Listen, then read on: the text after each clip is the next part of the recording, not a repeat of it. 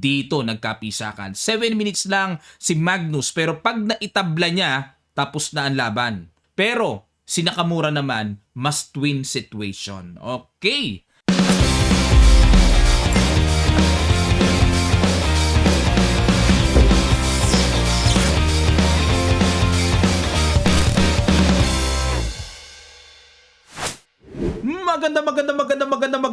Magandang araw po sa inyong lahat mga kamatyas. Narito po tayo para i-analyze ang bakbakang round number 7 nila Hikaru Nakamura and Magnus Carlsen na nagtapos sa Armageddon dahil yung long game nila tablay. Dito nagkapisakan. 7 minutes lang si Magnus pero pag naitabla niya, tapos na ang laban. Pero si Nakamura naman, must-win situation. Okay. Ang ginawa ni Naka, nag-D4, Knight F6 si Magnus, C4, E6, Knight C3, at nag-D5. Queen's Gambit ang gusto ni Magnus. Ayaw niya ng Bishop B4, Nimso Indian na palagi nating nakikita. Pero in exchange variation, ginamit ni Naka ang napakatanda ng Queen's Gambit declined exchange na panahon pa nila Kasparov, Karpov, gamit na po sa puti ito. Bishop H4, Bishop G4, yun lang. Bookline ito pero kumbaga sa sinigang ay iba ang gamit na paasim. Iba yung Bishop G4. Nag F3, Bishop E6. Ayun, pinurovoke talaga itong F3 para mamaya matarget yung E3. Medyo malalim lang po ang ibig sabihin niya. Bishop D3, develop, C5. Ayan, para may karga kagad na pressure sa D4. Knight GE2, Knight C6, at nag-castle, nag-rook E1, ayan, abang-abang, break mamaya ang gustong mangyari, rook E8, abang lang din, Bishop C2, rook C8, Knight to F4, ayan, threatening sa Bishop, kakapturin, nag-C takes D4, nag-Knight takes E6 muna. F takes E6 at nag-E takes D4 at dito po mga kamatyas natumbukan ni Magnus ang sakripisyong Knight takes D4 na kapag kinapture yan masisibat. Bishop C5 queenless. Pero meron palang inihanda dito si Naka. Hindi rin biro. Nag-Bishop to G6, good move. Rook F8 ilag at nag-Bishop F2. Matindi rin pala itong inihanda dito. Natanaw pala ni Naka ito. Knight C6 and nag-Rook takes E6. Bawi rin pala yung pawn. Pero masasabi ko pong tubo ang puti dito sa position dahil yung pawn D5 ay isolated. Nag-D4, Knight to E2. Ayan na. Bishop C5. Todo-todo si Magnus na yakapin ang pawn sa D4 para wag bumagsak. Nag-Knight to F4. Saan ba pupunta yan? Knight D5. Ayun. Diyan po na bad move dito si Magnus. Dapat daw ang tira ay Bishop D6. Atakihin lang ang Knight. Continuation, babalik lang ulit. Pero, dito na tayo sa nangyari talaga. Knight D5.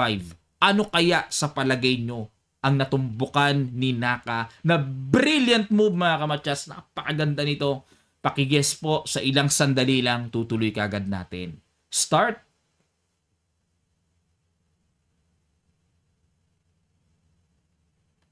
Maraming salamat po mga kamatyas sa inyong palagi ang effort.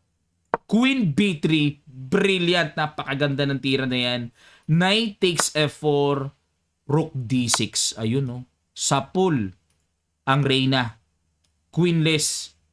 Nag-King H8, Rook takes Queen, Rook C takes D8, at nag-Queen takes B7. Ayun, kasi may bitin sa Knight.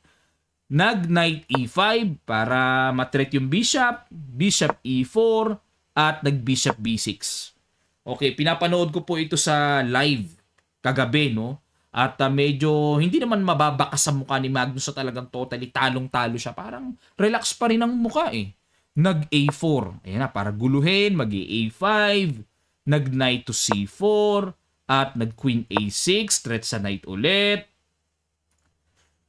at nag-knight D2. Ayun, tiniret ang bishop. Pero teka muna mga kamatsas, unawain muna natin, what if knight takes B2? Magku-queen B5. Okay? Long lights. Kulong yan mga kamatsas. Kaya hindi ko mo may kain tayo, kain tayo ng kain, baka maimpacho. Knight D2. Okay? Nag A5. Ayan na nga. Tuloy-tuloy ang panggugulo. Bishop to C5 at nag Bishop B7. Iniwas lang ang knight para hindi muna makapture. Knight B3, threat sa tore, Rook D1 at nag-push D3. O diba? Tibay pa rin ni Magnus. Pero kitang-kita sa evaluation bar na tagilid na siya. Pero yun nga lang, kahit pa paano, sumisipa pa rin. Queen takes A7, kinapture na, Queen takes and the Rook F E8. Hindi po biro itong paspon ni Magnus. Nagbabadya pa rin niya ng malaking panganib. Nag G3, ayan na, inatake na, and nag D2. Okay. Ang gustong mangyari ni Magnus, mag-Rook E1. Pero dito medyo umalangan ang tira ni Naka. Nag-Queen B4. Blanderacious at kumonti na lamang ang lamang ng puti na nakikita nyo po sa evaluation bar ngayon. Yan. Kasi dito dapat daw ang tira ay simple King F1 to prevent the coming Rook E1. Okay po? Yan. Pero, balik tayo mga kamatsas. Pagka Queen B4 ni Naka, naka-set na pala yung tira dito ni Magnus na brilliant bumawi. Ano kaya yon? Puzzle number 2 tayo. Sa ilang sandali lang tutuloy kagad natin. Start.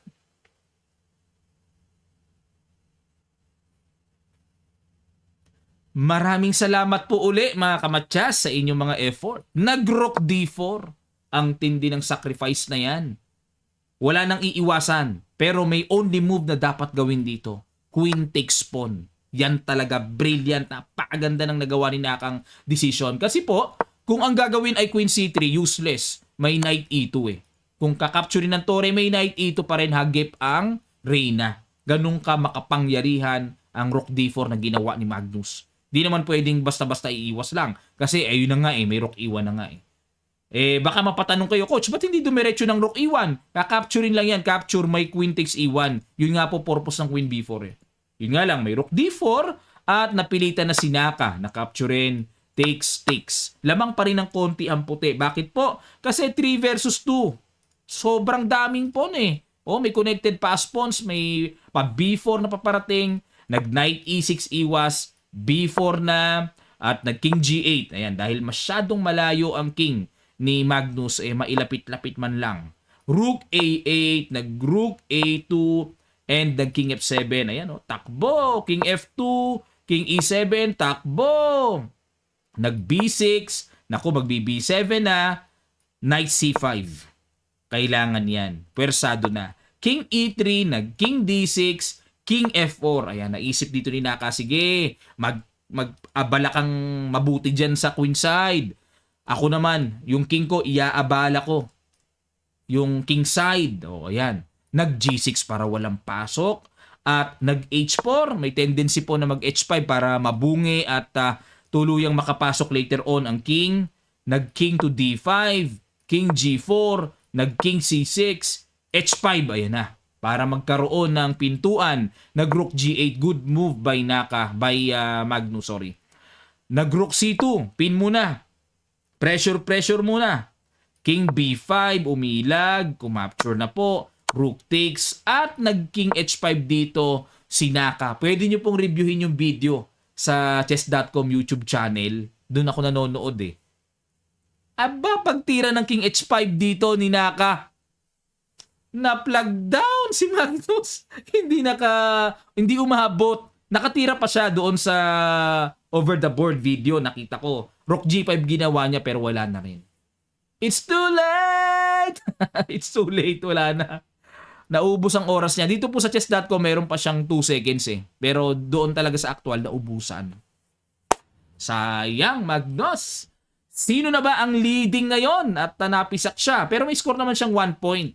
Kasi po ay sa Armageddon naman siya natalo Ito na ang kanilang score after round number 7. Magnus pa rin naman ang nangunguna. Yun nga lang, gahibla, gabuhok na po ang lamang niya kay Hikaru Nakamura na nakapisak sa kanya with 12.5 points. Pragnananda, 11 points. Alireza Firusia, 9.5 points. Fabiano Caruana, 7.5 points. And world champion Ding Liren nananatili pong nasa baba with score of 3.5 points. Ayan po mga kamatyas, no, halos dikit-dikit pa sa taas. At malalaman po natin sa mga susunod pang rounds kung sino ba ang mananatili sa taas at sino ba ang talagang tatalsik pababa. Kasi po medyo matindi ang scoring nila. 3 points for win sa classical pa lang, sa first game pa lang. Pero pag umabot na ng Armageddon, 1.5 na lang sa mananalo at may 1 point na ang matatalo. Ibang klase format ng tournament na ito, no? Maraming salamat po mga kamatyas at bago tayo magtapos, shout out po sa aking eskwelahang tinuturuan dati sa chess, ang Lasal Das Marinas. Ayan, at matagal po akong nag-coach dito bago ako mag-vlog. Ayan, at bago mag-pandemic. Yun nga lang, nagkatanggalan po sa Lasal nung pandemic times dahil nagkaputulan ng kontrata. Medyo humina po yung pasok ng income ng mga eskwelahan nung pandemic times. Kaya isa tayo sa natsugi. Pero hindi na ako nakabalik kasi po okay na tayo sa ating vlogging, YouTube and Facebook. At ako po yung nagpapasalamat sa Diyos sa bagay na yan. At shout out po sa darating na 5th Mayor Fermin Mabulo Invitational Chess Championship 2024 na gaganapin ngayong darating na June 8-9. June 8 to 9 sa San Fernando Sports Complex, San Fernando, Camarines Sur. Ayan. At ito po ay napakaraming kategoryang papapanalunan. No? Sali na po kayo dito mga kamatyas. Kontakin lamang po si Mr. Erwin Laurino sa 0945-532-3185. Okay? Ulitin ko po, 0945-532-3185. Ang champion po sa open category ay 10,000 plus trophy, second place 7,000 and 5,000 hanggang ika-15th place. Ayan, sali na po kayo mga kamatyas. At shout out po sa mga Bicolano dyan. Nandito pa rin si Coach, paikot-ikot po. Maraming salamat. Magkita-kita pa tayo sa mga susunod pang chess updates.